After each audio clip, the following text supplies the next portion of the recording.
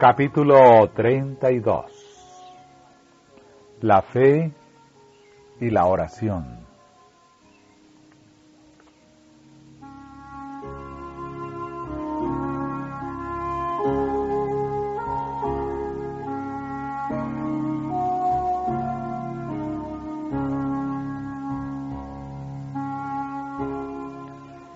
La fe significa confiar en Dios, creer que nos ama y sabe mejor qué es lo que nos conviene. Por eso nos induce a escoger su camino en lugar del nuestro. En vez de nuestra ignorancia, acepta su sabiduría. En vez de nuestra debilidad, su fuerza. En vez de nuestra pecaminosidad, su justicia. Nuestra vida, nosotros mismos, ya somos suyos. La fe reconoce su derecho de propiedad y acepta su bendición. La verdad, la justicia y la pureza han sido señaladas como los secretos del éxito en la vida. Es la fe la que nos pone en posesión de estos principios. Todo buen impulso o aspiración es un don de Dios. La fe recibe de Dios la única vida que puede producir desarrollo y eficiencia verdaderos. Se debería explicar claramente ¿cómo se puede ejercer fe? Toda promesa de Dios tiene ciertas condiciones. Si estamos dispuestos a hacer su voluntad, toda su fuerza nos pertenece. Cualquier don que nos prometa se encuentra en la promesa misma. La semilla es la palabra de Dios. Tan ciertamente como se encuentra la semilla del roble en la bellota, se encuentra el don de Dios en su promesa. Si recibimos la promesa, recibimos el don.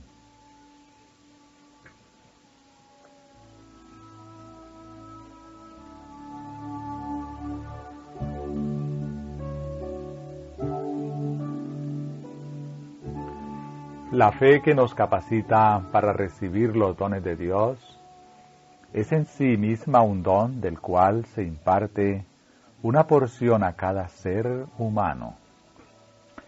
Aumenta a medida que se la usa para asimilar la palabra de Dios. A fin de fortalecer la fe, debemos ponerla a menudo en contacto con la palabra.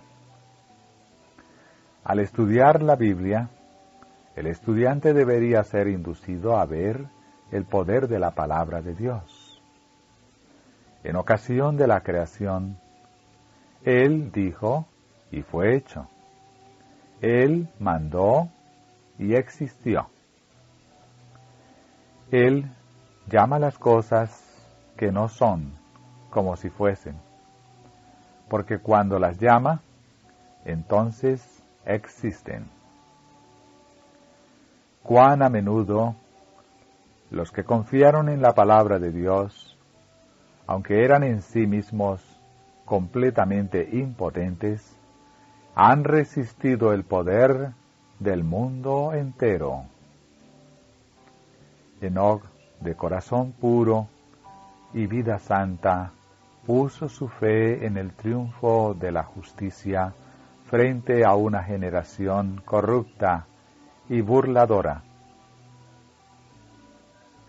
Noé y su casa resistieron a los hombres de su época, hombres de gran fuerza física y mental, y de la más degradada moralidad.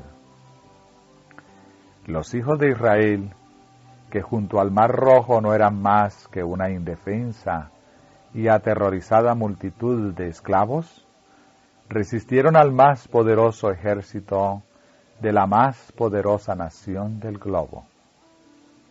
David, que era solo un pastorcillo, a quien Dios le había prometido el trono, resistió a Saúl, el monarca reinante, dispuesto a no ceder su poder. El mismo hecho se destaca en el caso de Sadrad y sus compañeros en el horno de fuego, y Nabucodonosor en el trono. Daniel entre los leones y sus enemigos, en los puestos elevados del reino.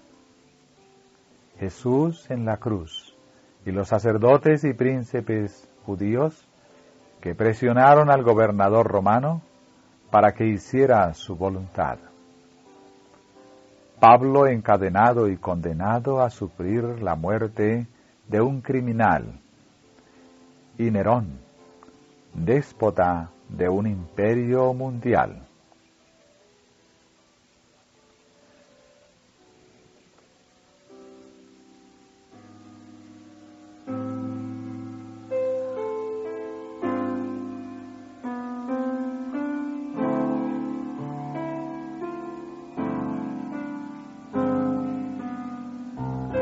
No solo en la Biblia se encuentran estos ejemplos, abundan en los anales del progreso humano. Los valdenses y los hugonotes, Wycliffe y Hus, Jerónimo y Lutero,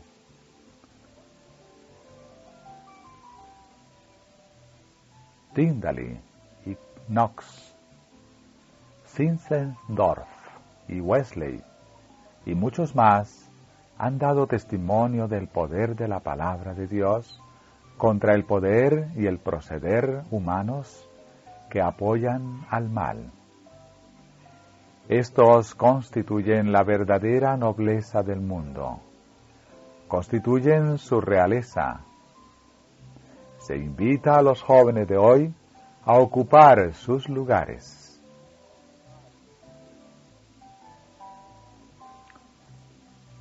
La fe es necesaria tanto en los asuntos más pequeños como en los mayores de la vida. En todos nuestros negocios y nuestras ocupaciones diarias, la fuerza sustentadora de Dios llega a ser real para nosotros por medio de una confianza constante. Considerada en su aspecto humano, la vida es para todos un sendero desconocido. Es un camino por el cual, en lo que a nuestras más íntimas experiencias se refiere, andamos solos. Ningún otro ser humano puede penetrar plenamente en nuestra vida íntima. Al emprender el niño ese viaje, en el cual tarde o temprano deberá escoger su curso y decidir las consecuencias de la vida para la eternidad, cuán ferviente debería ser el esfuerzo hecho para dirigir su fe al guía y ayudador infalible.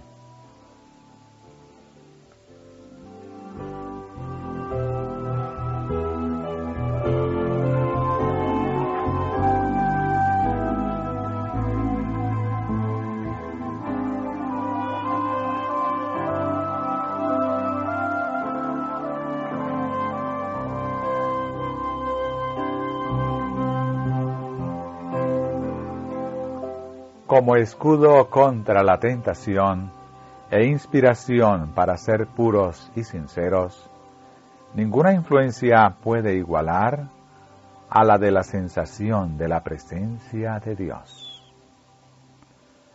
Todas las cosas están desnudas y abiertas a los ojos de aquel a quien tenemos que dar cuenta. Muy limpio eres de ojos para ver el mal, ni puedes ver el agravio. Este pensamiento fue el escudo de José en medio de la corrupción de Egipto. Su respuesta a los atractivos de la tentación fue firme. ¿Cómo, pues, ¿haría yo este grande mal y pecaría contra Dios? La fe, si se la cultiva, será un escudo para toda alma. Solamente la sensación de la presencia de Dios puede desvanecer el temor que, para el niño tímido, haría de la vida una carga. Grabe él en su memoria la promesa: el ángel de Jehová acampa alrededor de los que le temen y los defiende. Lea la maravillosa historia de Eliseo, cuando estaba en la ciudad de la montaña, y había entre él y el ejército de enemigos armados un círculo poderoso de ángeles celestiales. Lea cómo se le apareció el ángel de Dios a Pedro, cuando estaba en la prisión, condenado a muerte.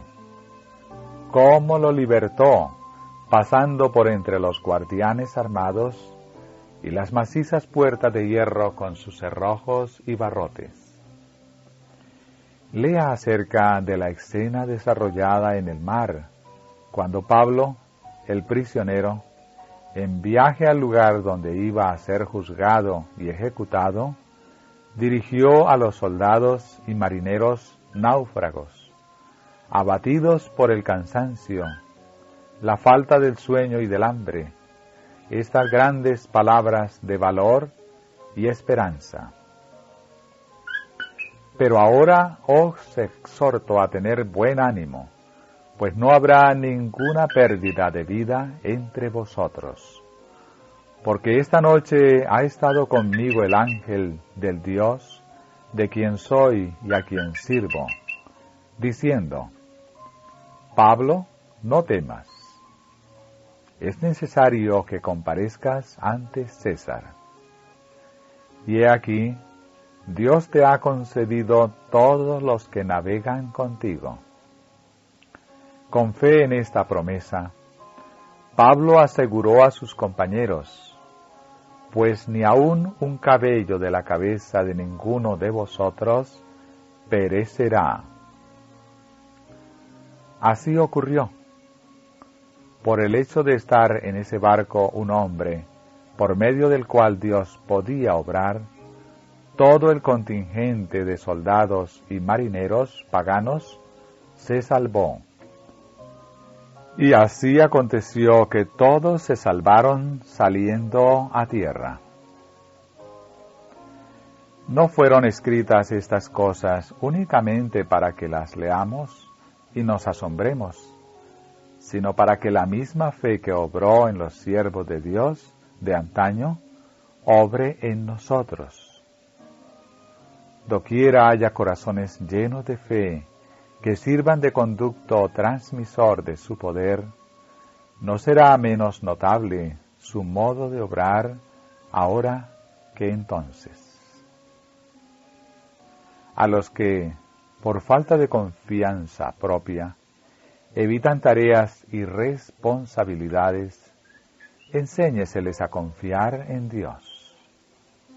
Así, más de uno, que de otro modo no sería más que una cifra en el mundo, tal vez una carga impotente, podrá decir con el apóstol Pablo: todo lo puedo en Cristo, que me fortalece. También tiene la fe preciosas lecciones para el niño sensible a las ofensas. La disposición a resistir el mal o vengar el agravio recibe a menudo su impulso de un profundo sentimiento de justicia y un espíritu activo y enérgico. Enséñese a ese niño que Dios es el guardián eterno de la justicia. Cuida tiernamente a los seres que ama al punto de dar a su amado Hijo para salvarlos. Él se entenderá con cada malhechor, porque el que os toca, toca a la niña de su ojo. Encomienda a Jehová tu camino, y confía en Él, y Él hará. Exhibirá tu justicia como la luz, y tu derecho como el mediodía. Jehová será refugio del pobre, refugio para el tiempo de angustia. En ti confiarán los que conocen tu nombre, por cuanto tú, oh Jehová, no desamparaste a los que te buscaron. Dios nos manda que manifestemos hacia otros la compasión que Él manifiesta hacia nosotros. Que el impulsivo, el engreído y el vengativo contemplen al ser humilde y manso, llevado como cordero al matadero, mudo como la oveja ante los que la esquilan. Que contemplen a aquel quien han traspasado nuestros pecados y abrumado nuestras penas, y aprenderán a soportar, tolerar y perdonar.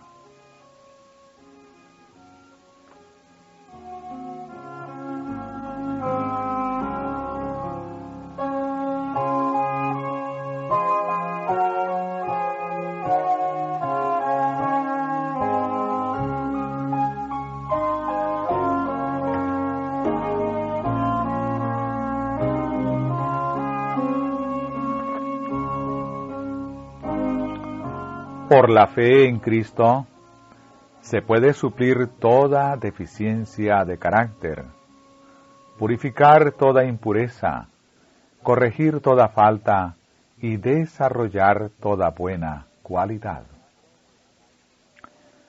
Vosotros estáis completos en Él. La oración y la fe están íntimamente ligadas y necesitan ser estudiadas juntas. En la oración de fe hay una ciencia divina. Es una ciencia que debe comprender todo el que quiera tener éxito en la obra de su vida. Cristo dice: todo lo que orando pidiereis, creed que lo recibiréis, y os vendrá. Él explica claramente que nuestra petición debe estar de acuerdo con la voluntad de Dios. Debemos pedir cosas que Él haya prometido, y todo lo que recibamos debe ser usado para hacer su voluntad. Cuando se satisfacen las condiciones, la promesa es indubitable. Podemos pedir perdón por el pecado, el don del Espíritu Santo, un carácter como el de Cristo, sabiduría y fuerza para hacer su obra, cualquier don que Él haya prometido. Luego tenemos que creer para recibir y dar gracias a Dios por lo que hemos recibido.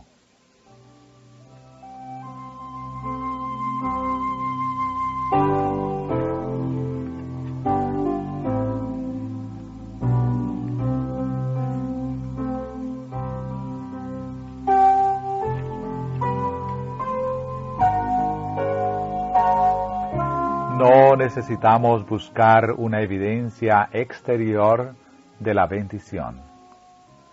El don está en la promesa y podemos emprender nuestro trabajo seguros de que Dios es capaz de cumplir lo que ha prometido y que el don que ya poseemos se manifestará cuando más lo necesitemos.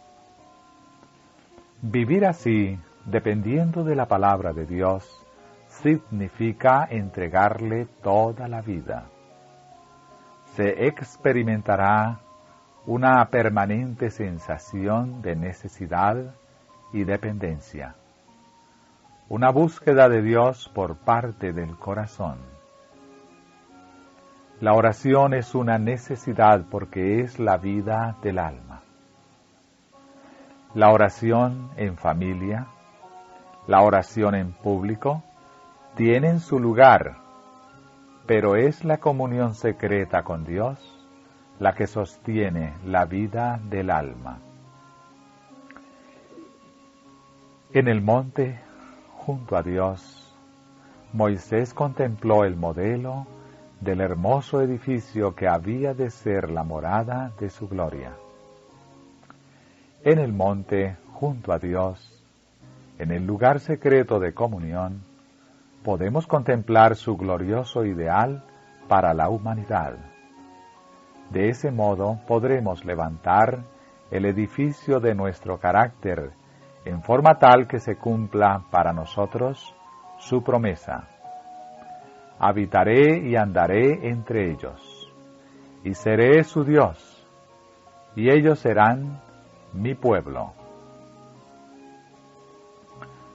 Jesús recibió sabiduría y poder durante su vida terrenal en las horas de oración solitaria. Sigan los jóvenes su ejemplo y busquen a la hora del amanecer y del crepúsculo un momento de quietud para tener comunión con su Padre Celestial. Y durante el día eleven su corazón a Dios.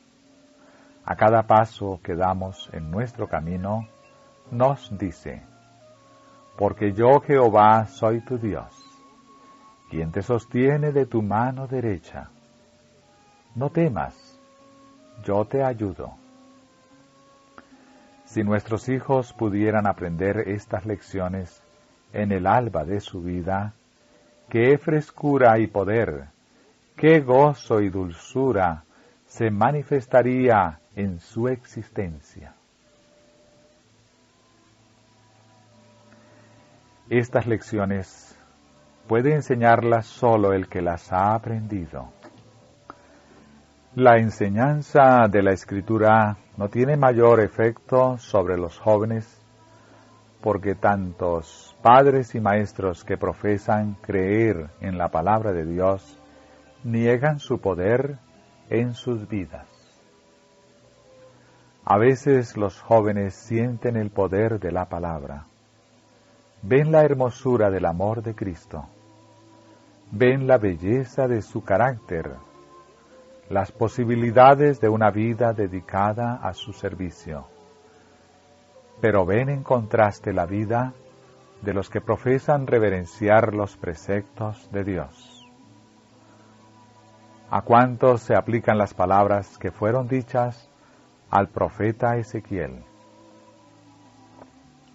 Los hijos de tu pueblo se mofan de ti junto a las paredes y a las puertas de las casas, y habla el uno con el otro, cada uno con su hermano, diciendo: venid ahora, y oíd qué palabra viene de Jehová.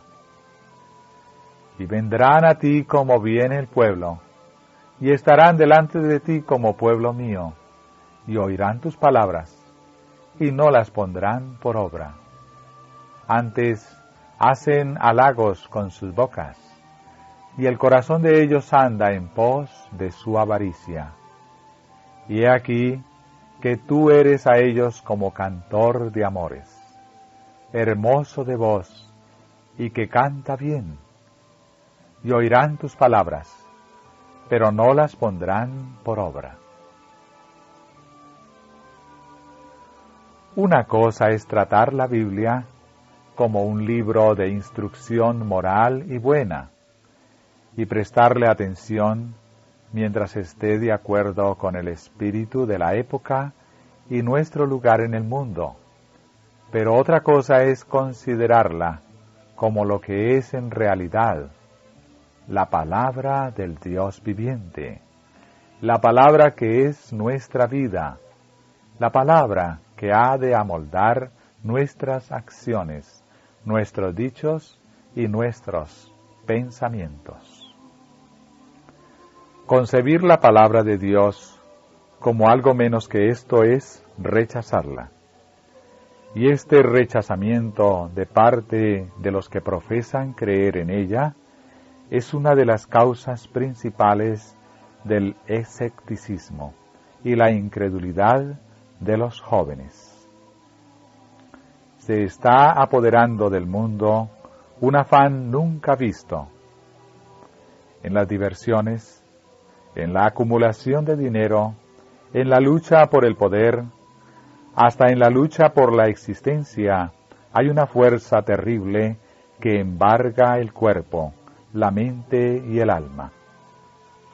En medio de esta precipitación enloquecedora, habla Dios. Nos invita a apartarnos y tener comunión con Él. Estad quietos y conoced que yo soy Dios.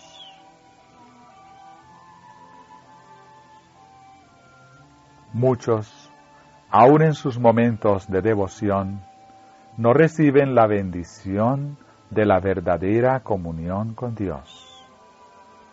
Están demasiado apurados. Con pasos presurosos, penetran en la amorosa presencia de Cristo y se detienen tal vez un momento dentro de ese recinto sagrado, pero no esperan su consejo. No tienen tiempo para permanecer con el Divino Maestro. Vuelven con sus preocupaciones al trabajo.